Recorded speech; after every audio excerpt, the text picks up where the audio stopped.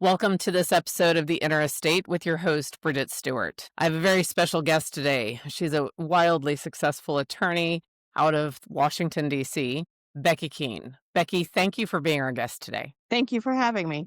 And we are going to jump into a topic that I'm really excited to talk about. We're going to discuss developing an actual career rather than, say, just having a job. And we're going to talk about that, whether you're starting out and you're young, or even if you're relaunching yourself or changing midlife. We're going to dive into really developing a career you can be proud of and that will help you build that life that you desire. So, Becky, you, as I mentioned, are an attorney now 31 years in your chosen career, and you are with Hudson Cook out of Washington, D.C. You're the chair of their credit reporting, privacy, and data security. And you really, in your tenure as an attorney, you have really had a lot of experience, both firsthand with your own path, but also seeing the paths of hundreds, at least, of attorneys as they're venturing and making their way into your industry. Can you tell us, what do you think about when you consider developing a career versus having a job? I think the first key component is passion. You've got to really love what you do. You spend a lot of time with your career and working. You got to really love it. I see a lot of folks who just sort of come in, do the job, go home, and that translates into a lack of investment in what they do. So find what you like. I mean, where I focus now, which is in this credit reporting privacy space, I didn't get into that until about 97. And honestly, I fell into it. Okay. But before that, I'd done a bunch of other stuff and was like, yeah, it's okay. I could definitely, I was good at it, but not great. I was not going to stand out in a crowd.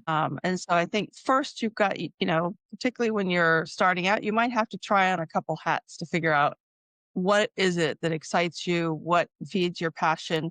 What are you intellectually interested in?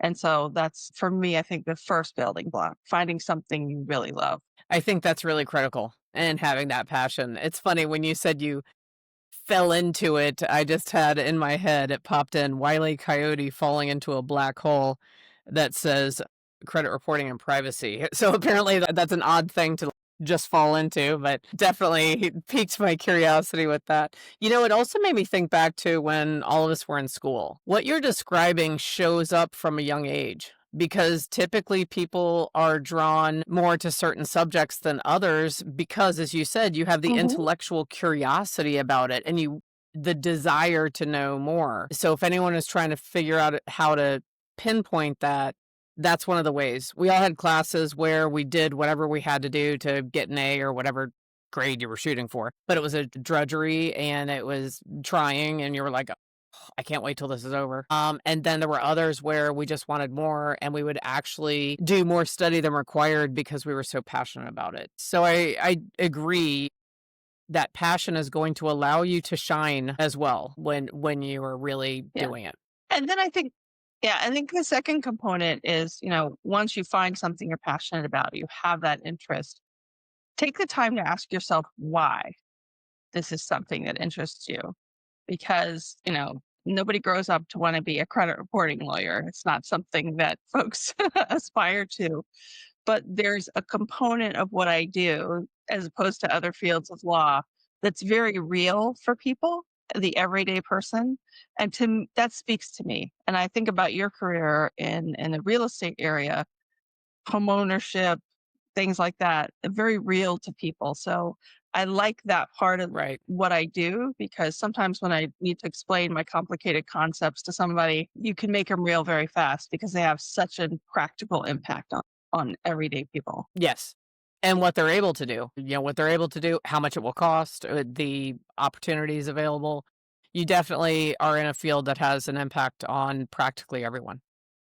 So what would you look at the flip side of it? So we did talk about what to look for to develop a career. What are the signs of someone who is just having a job in your experience? Typically, those are folks that come in and they do if they're good employees or good attorneys, they're going to do what's expected of them. But there isn't that desire to sort of figure out the next step. And so, one of the challenges I've had in trying to grow my team, particularly with more junior lawyers, so not someone who's already found that this is an area that interests them, is to get them to engage on more than just I've got my assignment, I complete my assignment, I turn in my assignment type of relationship. You want them to say, I've did this Mhm. assignment, but did we think about X or did we think about Y? Do you think the client should be considering these other issues to be able to grow their business? Here's some road bumps I think, come up. So we need to maybe be thinking about that strategically for them. That kind of initiative, that kind of care really makes a big difference in somebody's success. The people that sort of get in it for making money, or just because I needed something out of law school and these people hired me, you can kind of pick up on that Right, yeah. pretty quickly. And as our firm, we are not one of the bill 2,000 hours, never have a home life thing. We work hard, but we also have plenty of time for ourselves, for our families, for vacation, travel, whatever our interests are. You could still tell the people that are just like, I'm going to do the very bare minimum that I need to do everything I can outside of the office. And that's not Mhm. sustainable because you spend too much time doing work and, you need to have some kind of passion or interest in the things that you do. Well, it's funny you mentioned that because, early parts of our career, 90, especially the 90s, but even into the early 2000s, there was this expectation that if you were going to become successful, then you better plan on working 60, 70, 80 hours a week, and you've got to be the last one to leave and the first one to get there and the person that never says no, and they cancel family plans to take care of something for the butler. Is that still, because I don't want people to think that's what we're talking about. Do you feel that that is still a thing, or was that a hideous phase that has somewhat subsided? It depends on where you're working, and that was the other part of what I had to figure out over the years, and we've talked about this. I've done this area of law once I fell into it. I've done it from a litigation standpoint. I've been a government regulator. I've been an in-house lawyer and leading to where I've been now for 10 years. And I think it's finding the right kind of work environment, which is the second component, right? You need to know what it is that makes your passion. But if you're somewhere and you're still not happy doing that, then you've got to look at sort of like what are the conditions of where you work? Who are the people you're working with? What is the sort of balance? There are some people who love to work 80 hours a week. And so a lot of big law firms that feeds their passion great, right? So they're working all Right, the time and they're making crazy money. And that's exactly it. That's never been me.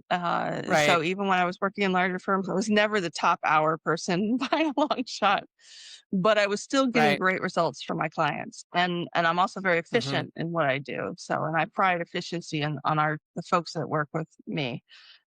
So we like to get good work done in a reasonable amount of time, get our clients the answers they need, but then also be able to do the other things that excite us or to balance, whatever you have going outside of the office. So when I look at that, I think about if people are where they are and they thought they loved this work and they're losing their passion for it, it may not be the work, it may be the where. So they might have to start looking out and figuring out where they want to move to and what kind of aspects of a job.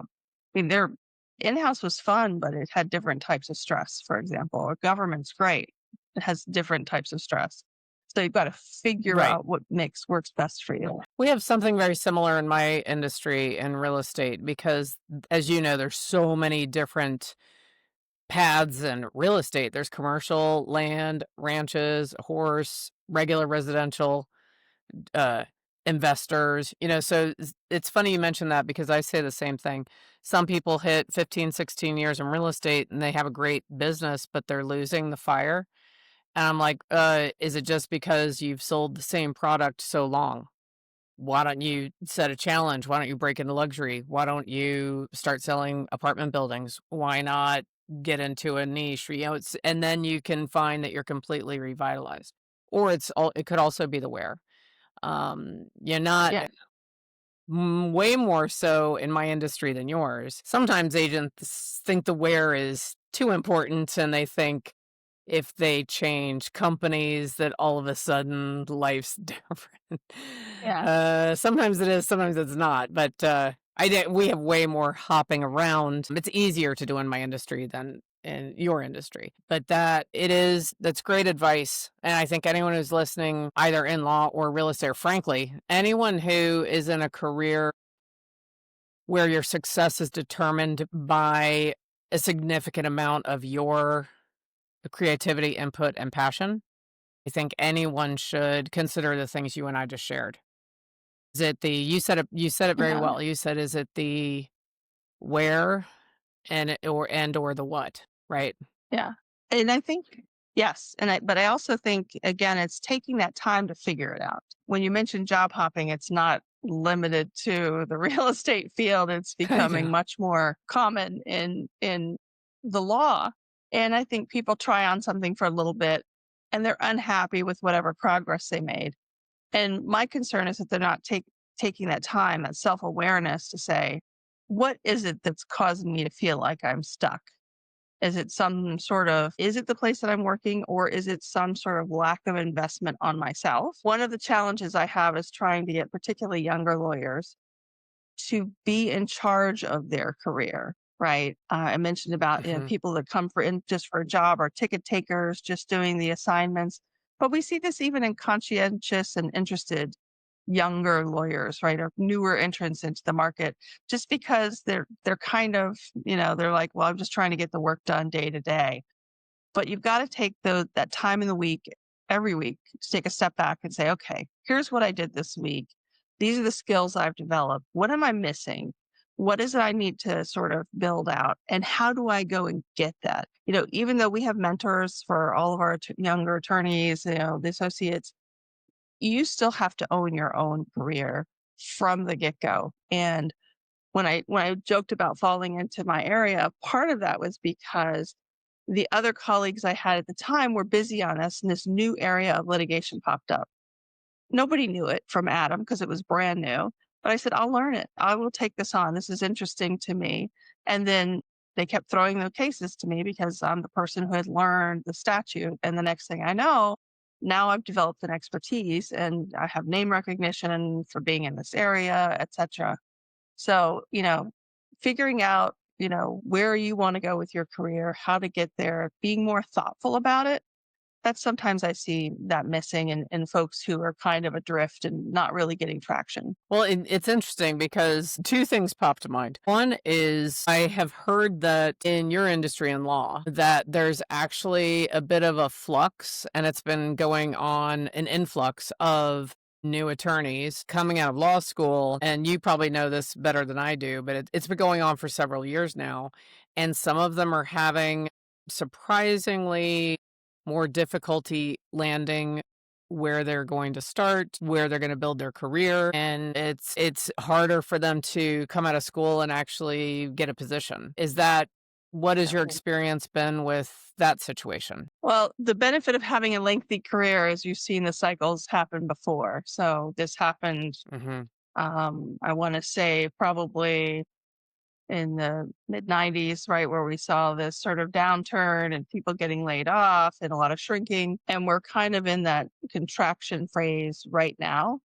But there are jobs out there. And I think a couple things are important. One, figuring out where you might meet people is a big thing. So Okay. the bar association and going to bar association meetings, CLEs, taking a course in person. I really think there's no substitute for that when you're networking. I know it sounds very old school. A lot of people flip to Zoom, but that's where you build those connections. And that might be the next person who can tell you about the job opening that hasn't popped up on any of the job boards, et cetera. It also helps you build those skills. So if you're in privacy, for example, there's some privacy certifications. You can be taking those courses, getting that certification. It just puts you ahead of the others who are also looking for that job.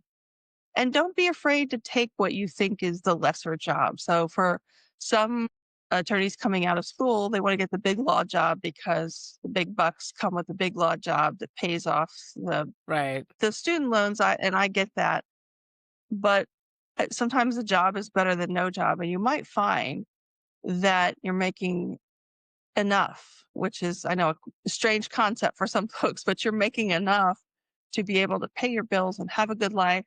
And you're learning in a different environment where you're going to get your hands, get right down into the work right away. I made a shift after my second year of practice to another firm that was more local. It was less national. So I got there, I got cases to handle on my very own. They had big cases, they had small cases. So they had the kind of things where I could get those skills. And a lot of smaller firms or mid-sized firms have those opportunities. They don't pay what the big firms do, but they definitely have it. I Right. used to say there's government right now. That's not as much of an opportunity. The government stuff is pretty dry right now, but there are, opportunities in companies once you get a couple years of experience, if that's something that you're looking to do. So, you know, cast a wider net on what you're looking for. And even if this is like, I definitely know this is not where I want to work, take it for what it's worth. Like, learn what you It's can, a resume take that builder. passion and It's yeah, and grab the yeah. skills. I mean, you're gonna learn things in different jobs. I've learned something everywhere I've worked, that I might not have been able to learn anywhere else, and so I think that's important to focus on too. Well, it leads me to the second thought that I had. You might be surprised. I don't know if you're aware of this. There's a surprising number of successful realtors that I know personally, and just some data supports it as well, that were attorneys that stopped practicing law and became full-time realtors. By the way, any attorney out there that's thinking about it, very high success rate. These skills that you learn as an attorney translate extremely well into being a successful full-time realtor. But I personally have close colleagues and friends that have done that. I have coached attorneys that became realtors, and offices that I've run. I've had attorneys that became realtors. There are a bunch are popping into my mind right now. So I don't know if you knew that that was a thing, but that's a thing, and it's so funny because sometimes I'll hear from people and they're like, "What? Who would ever stop being a lawyer to be, quote, unquote, just a realtor?" And it's funny because when you look at top 20% in terms of income in both industries, you're all making good money, right? So it is a viable choice to make. What's funny to me is, and I asked you about this a while ago, that I also coach realtors that are most of them are like late 30s, early 40s. One was early 50s, where they are drawn to law and they come to me to consult about could they become an attorney? Of course they can, right? I'm always like, it's your life, Mhm. build it by design. If you want to, go for it. Get the information right now on what law school would take, figure it out. However, when I think about the state of making that kind of switch, I would love your insight. So if someone came to you, we'll just say 40s, someone in their 40s, they have a successful career in another industry, and they say to you, you know what, I'm thinking about going to law school and becoming an attorney now. What's your what's the advice you would give? And are you aware of any sort of success rate of people doing that? Don't know success rates, but I know success Okay. stories of folks who've been somewhere else and have decided that, being a lawyer was what they wanted to do. And really think about that, right? Because just getting a law degree, it's too expensive to just do it on a whim.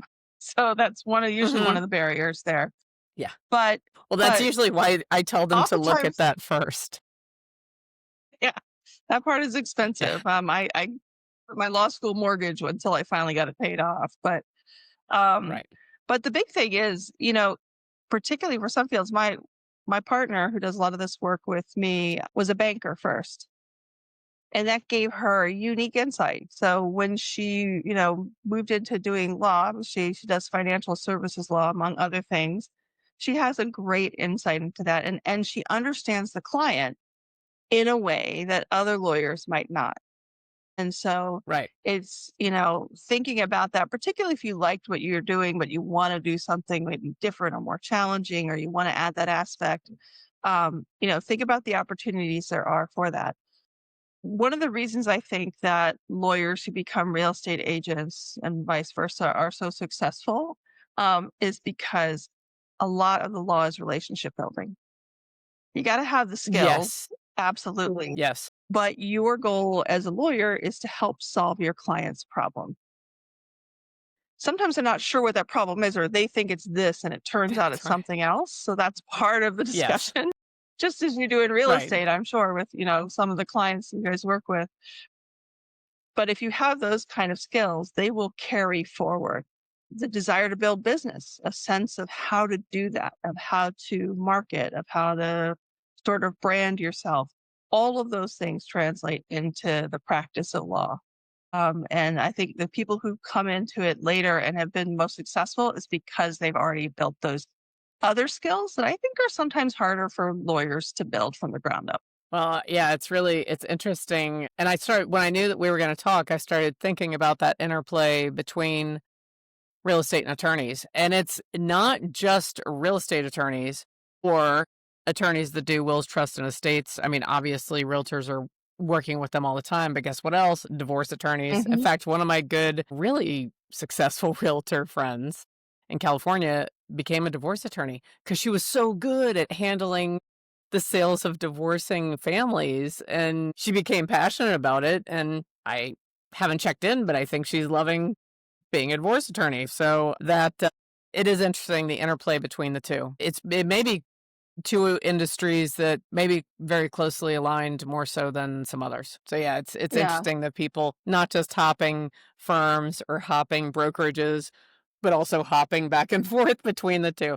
The one big difference I'll say between real estate and law, and you mentioned it, the threshold, which by the way, I don't know necessarily, there's some parts of this that if I were queen of the world, I might make a few changes to. But the threshold of entry and the cost to become a real estate agent is remarkably low. Now the education is high. You know, you have to go through the courses and get your licensing. You have to pass state and federal exams. You have to do continuing ed.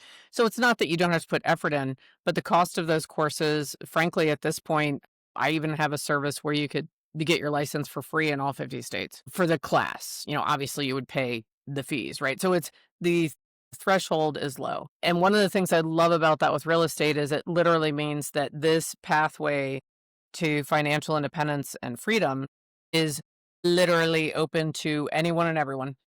I don't care where you were born, who you are, what you've done, you know, with a few exceptions, you have to pass security and background checks and state checks, but it is an open opportunity. And that's one thing that I would say is slightly different with your industry. As you said, the law school mortgage, it takes longer, it's way more education, and it is way more expensive. And yet, Yeah. when you look overall at some of the income opportunities, they're to a degree, they're somewhat equal. I actually study that. I analyze that data. I'm not going to nerd out and give all the data, but it's interesting to me the two differences in that arena. Well, I think there is a hang up though earlier in the career about I have to go to certain law school or have had Yeah. certain types of background in order to be successful. And I'm here to tell you, you can go to Frostburg State University, not top on anybody's Hmm. list. And I went to GW at night. And at the time, GW is still not, way up there, but it's always struggled in its rankings trying to find its stride. But it's a great law school and I got a great education. I did it at night, worked full time during the day to help sort of not have as much of a mortgage out of law school when Right. I Right. graduated. So it means something if you want to get into big law, like right out of law school, and to get one of the shishi Hmm. law firms and have that sort of cachet. But it doesn't really speak to your skills as a lawyer. Some of the worst lawyers I've ever met came out of Harvard, and some of the best lawyers The I've best met have schools. come out of That's right. law schools you've never heard of. Yeah. And I think Yeah. the difference there, we haven't talked about this component is grit. And so, Yes. I'm a big believer in having grit and, having that desire to stick to and push through challenges and Push being through. able to Yes. like try to get a problem solved. It's a big thing. And I think again, it to me, it distinguishes the successful lawyers from the less successful lawyers. Absolutely. And you know what? I think we could, to a degree, apply that to certainly any sales position. And as I mentioned before, like any career path where your gumption and grit is going to be a big part of whether or not you're successful. That and bouncing back from losses. Certainly in Yes. law, man, you're in 50 roulette wheel situations a lot of the time. So yeah, you've got to be able to bounce back, be passionate and strive for the outcome you desire, and yet bounce back quickly if it's not the one you wanted.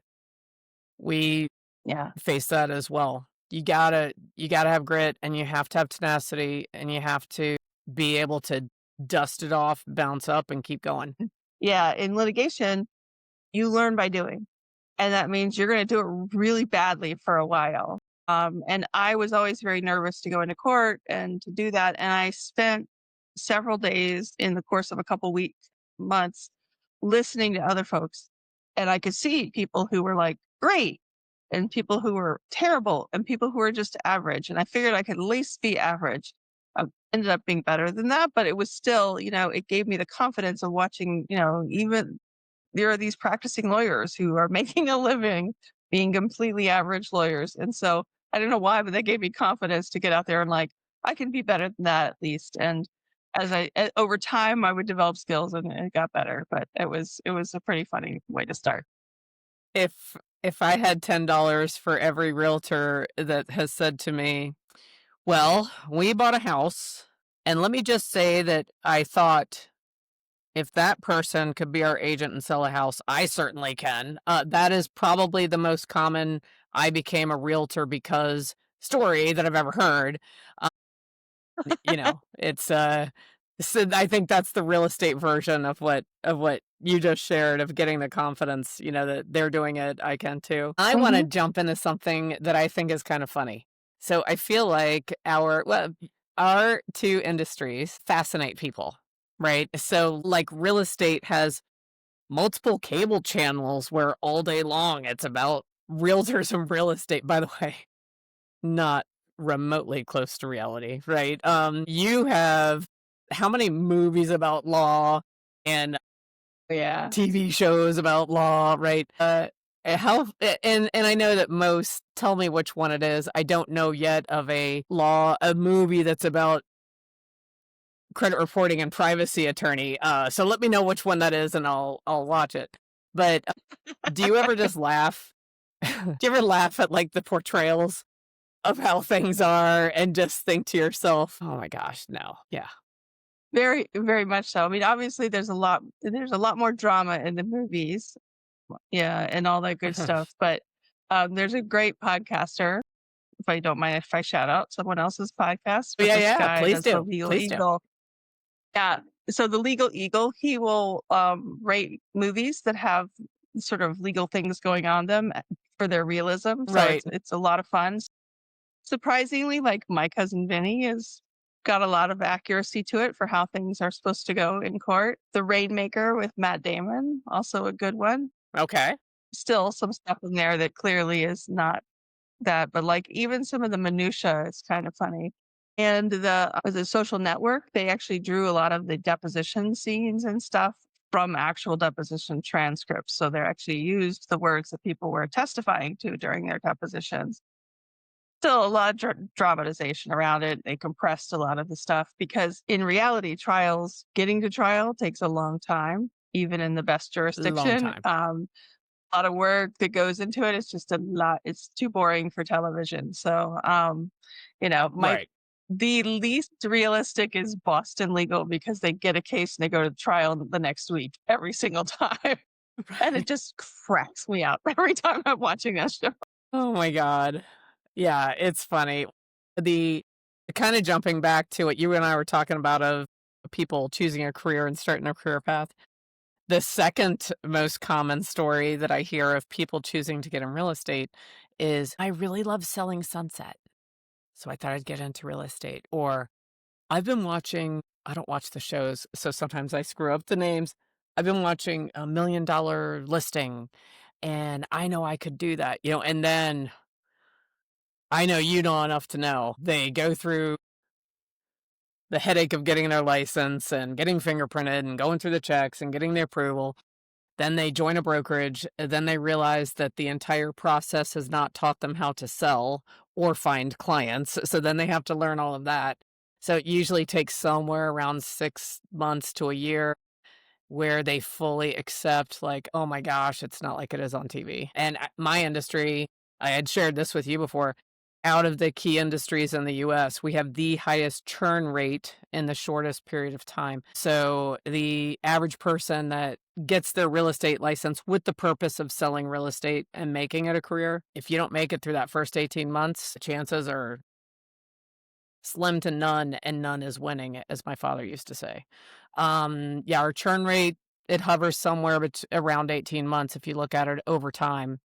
At one point, if you looked at a certain period of time, it was actually 9 months, which was that was what I think that was the worst that it ever got. It's wonder if that also happens with law. If somebody watches Boston Legal and they're like, "Ooh, I want to, wear the beautiful suits get a file on my desk and go to court in 2 weeks." Like, do you ever hear much of that? Or like, "I watched Legally Blonde, and that's gonna be me. I'm gonna solve the murder with the shoes." Do you have a lot of that? And then they're disillusioned? Do you think any attorneys get disillusioned? I do think so, although I think that usually happens the first or second year of law school because it's such hard work and it's definitely Okay. not as easy as it Yeah. looked on Legally Blonde for sure. Right. Right. But you also get into clinics and you start doing stuff and you realize, the kind of things you got to.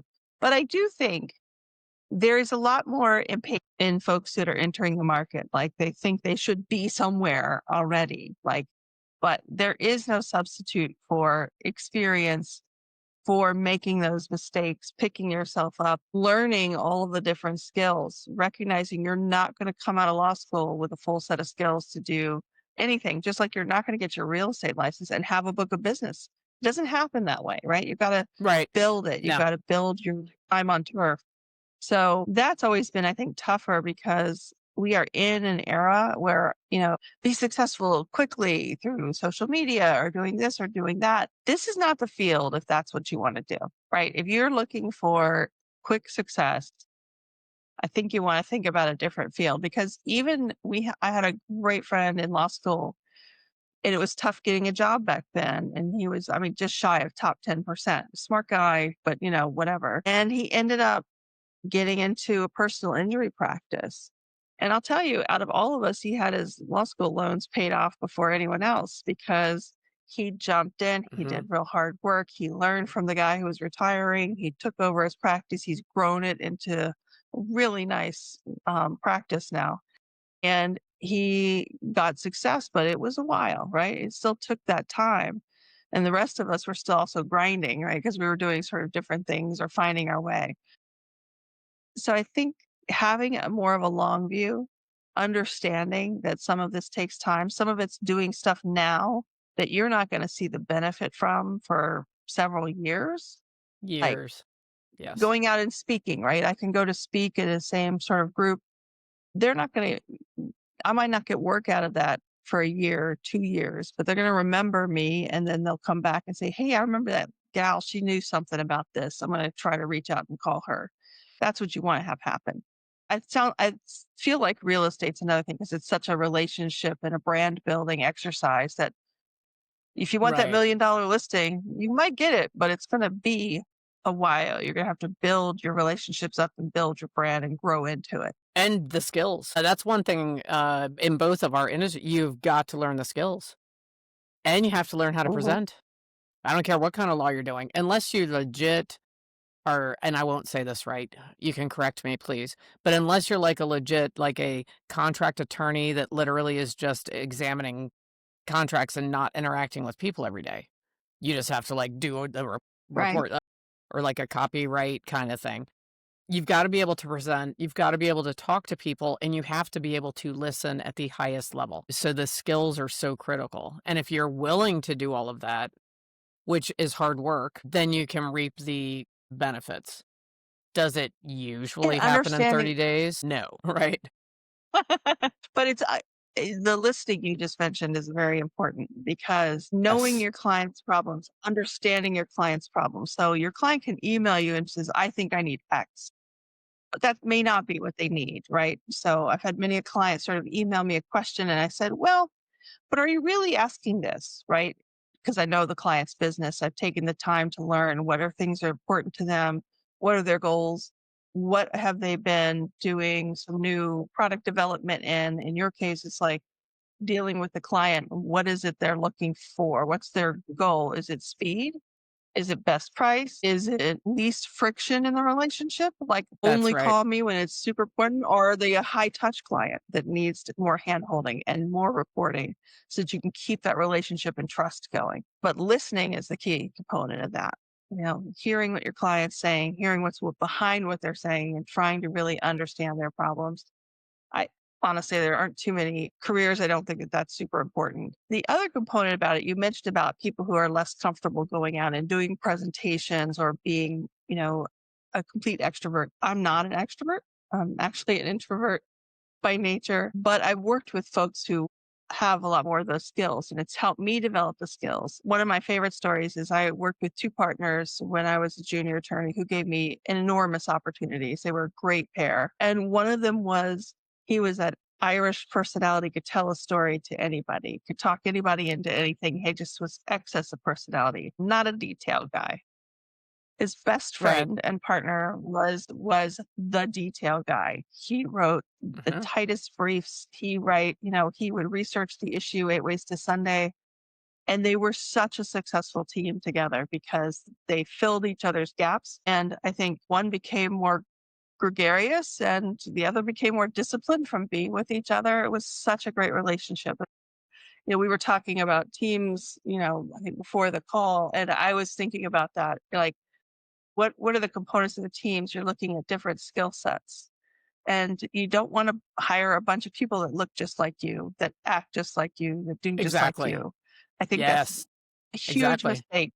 Broad perspectives, different personalities, different skill sets, because I think we've all helped each other grow. And so, I've got a great team now and I rely on Mhm. them a lot.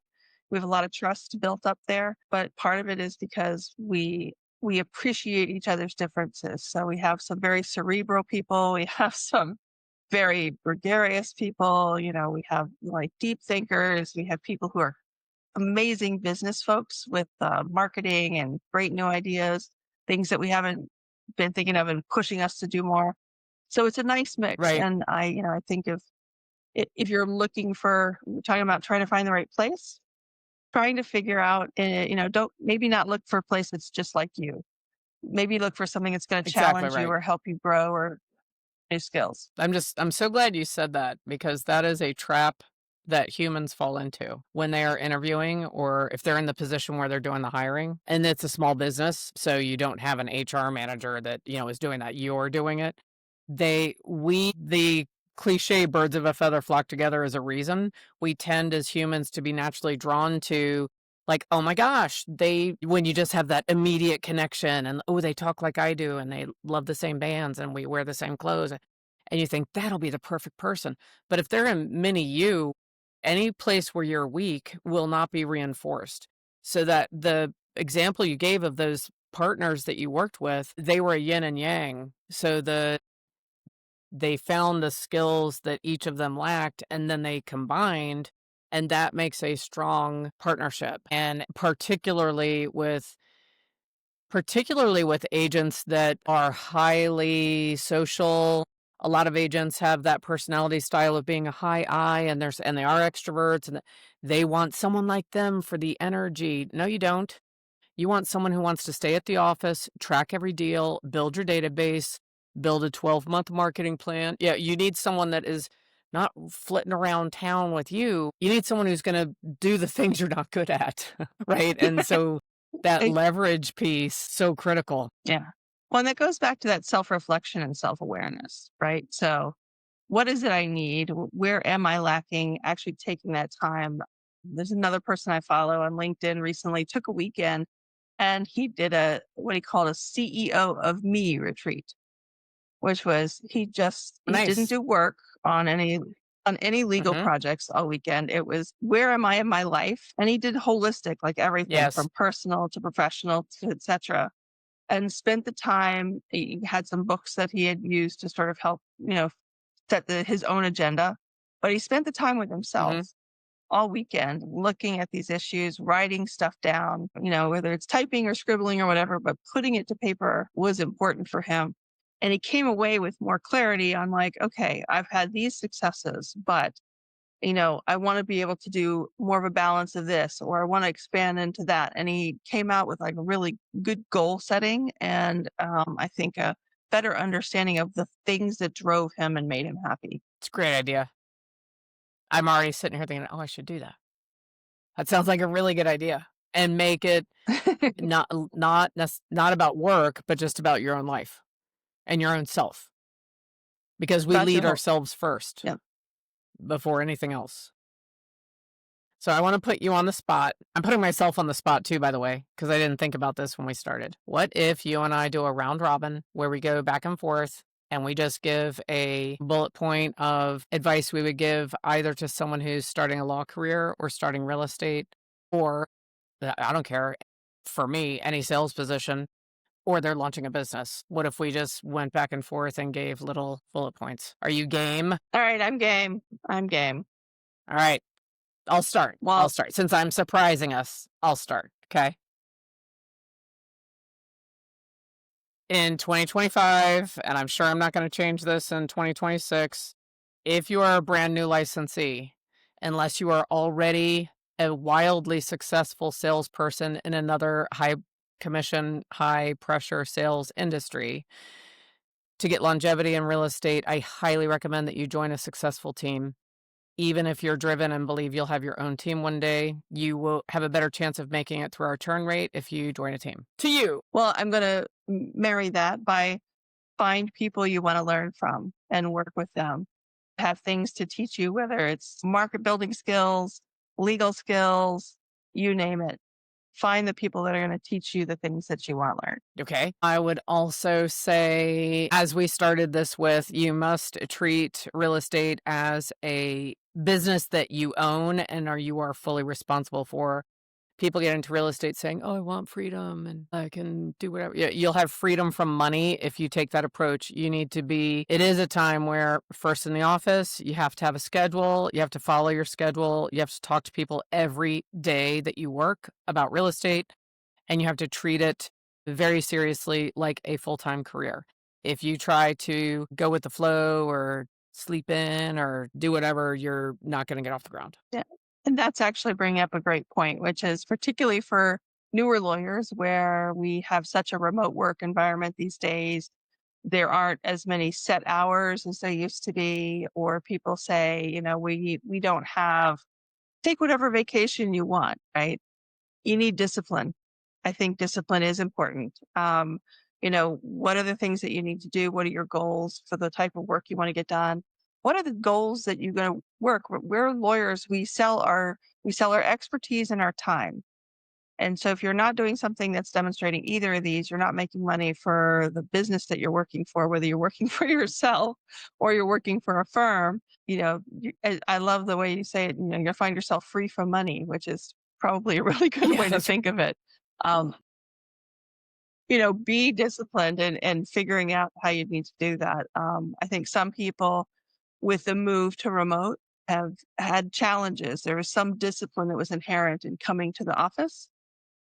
Maybe recognize that you're one of those people that really should come to the office if you can't have that discipline when yes. left to your own devices. Yes. I second that. In my industry and yours, I'm sure just slightly different language, the most successful real estate agents that have longevity in the industry are experts on the market that they service. And I'm going to put a free download in the description of this. Become the economist of choice, to quote Gary Keller, in the area you serve. You must track the market data every week for the market that you serve. So I've got a really simple spreadsheet. It takes 20 minutes. You open the MLS and you fill that in every week. So if you want to do that, it's going to make a huge difference in your entire career. You cannot get by on energy, enthusiasm, and charm. That only gets you by for so long. You must know the market inside and out. And I think the corollary for that in a legal field, which I also think translates to real estate as well, think about how you're spending your time, right? We all have a certain amount of energy and time to spend. You're going to spend a good part of it doing the work, but always carve out that part for investing in your knowledge base, investing in your future. So I tend to think of it as if I am working X hours, I need 30% on top of that to keep on top of legal developments, to do Right. speaking, to do outreach, to invest on developing those presentations. So, it's not just the sitting at the desk doing the work, it's also the investment in your business and ensuring you have future work coming in. And as you said, knowing what you need to know, knowing about the market, knowing if you're in a particular area, keeping abreast of developments, reading those case law reports that we all get too busy to look at. At least be scanning through them to identify interesting developments or trends. That's one of the things I do like about going out speaking, because you've got to get yourself up to speed Hmm. on stuff. And sometimes that's the discipline I need. I'll schedule a sort of regular presentation. So I'm like, okay, I've got to come up to speed before I give this presentation. I got into data. I did for FCRA, our Fair Credit Reporting Act, work for a long time. When I came to the FTC, they had a very big program focused on data security, and that was a newer program. And I think one of the smartest things my boss did was, "Hey, I can't go do this presentation, so can you go speak on behalf of the agency about what we're doing in this area?" Well, I learned what we were doing in that area very quickly in order to be able to speak Yeah. about it intelligently. Right. I mean, that's such a great way to avoid procrastination. When you give yourself that strong deadline where you're going to be in front of people, man, you get it done. I'm going to give an old school. You and I both have mentioned a couple of old school things. So, anyone who's new to real estate, back in the day, we went and we previewed properties. We previewed properties every single week. The first several years of my career, I previewed at least 10 houses a week. And so now, guess what? Today, people are like, oh, well, there's Matterport and there's virtual tours and there's the Instagram reels and the photography is so good. Anyone ever been on a dating site? Have you ever met someone in person and thought, oh, are you a messenger sent to let me know that my date can't come today? The only way you truly develop that nuanced, seasoned ability that really strong agents have of knowing immediately, is this price right for this home? Is the staging right for this home? What will cause it to sell and what will keep it from selling? What is the curb appeal? What is the nuance of the entire neighborhood? The only way to do it is to get out there and see the properties. If you are either new in real estate or your career's floundering and you want to give it a boost or relaunch, one of the fastest ways to do it is to preview at least 5 properties a week and preview properties that you want to sell. So you want to break into luxury? Preview luxury. You want to break into investor special? Preview. So, but nothing beats it. That I know it's old school. Get out there, get in the houses. Yeah, I think that is a particularly in the era of AI and AI Yes. assisted, Oh yeah. recording. Yeah. Yeah, well, how things look in real life are often very different. Very different. AI is making its entree into the legal field. It's unfortunately become infamous more than famous, because of folks using it as a substitute for their own skills, which is not a way. It should be a tool you use to help you. So we've seen Correct. cases, talking about hallucinated, cases that are cited in briefs where the courts have figured out there is no such case. That isn't the holding. Right. The person who submitted it didn't take the time to make sure it was correct.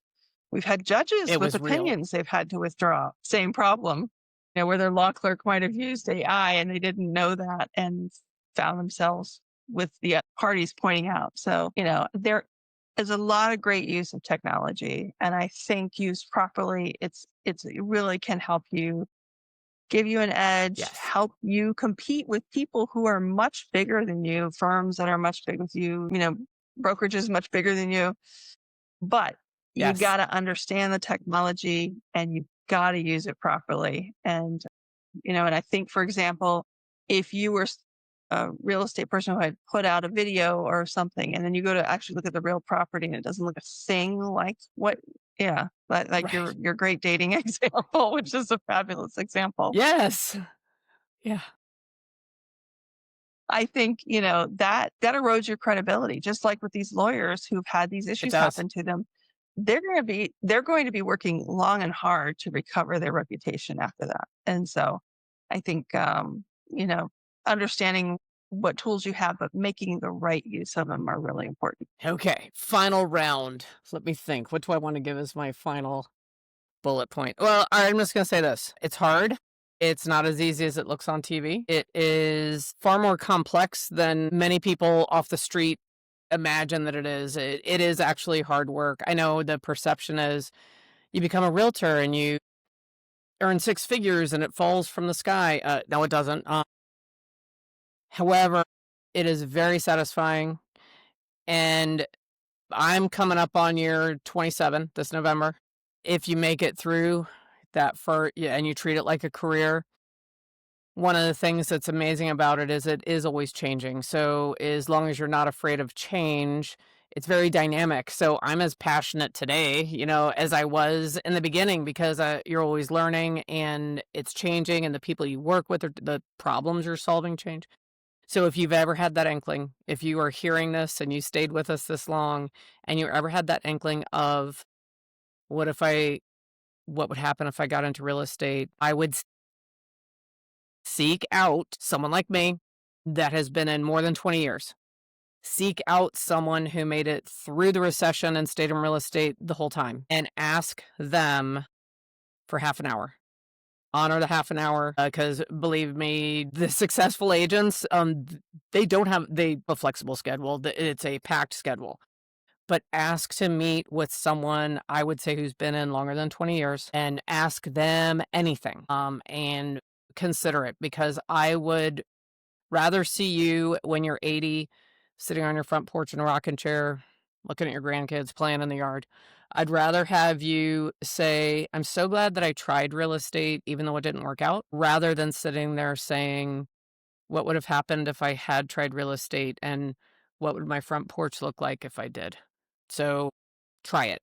That's going to be my final nugget in our round robin that we were doing. What is My final yours? nugget Pressure's on now.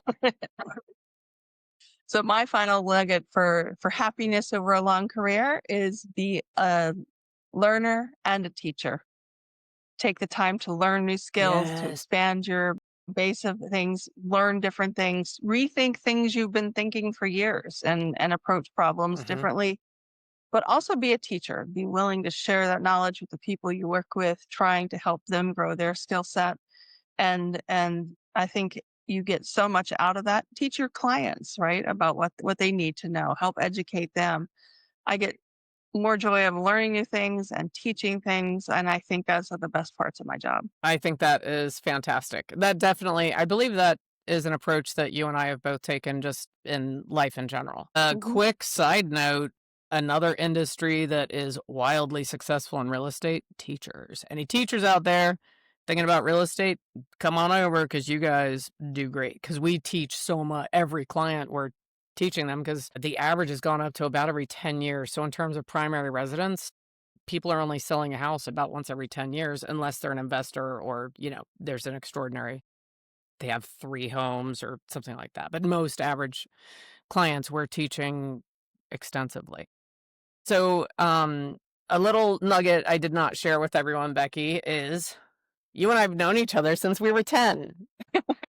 So, it has Very been long time. such a pleasure, such a privilege to have you here.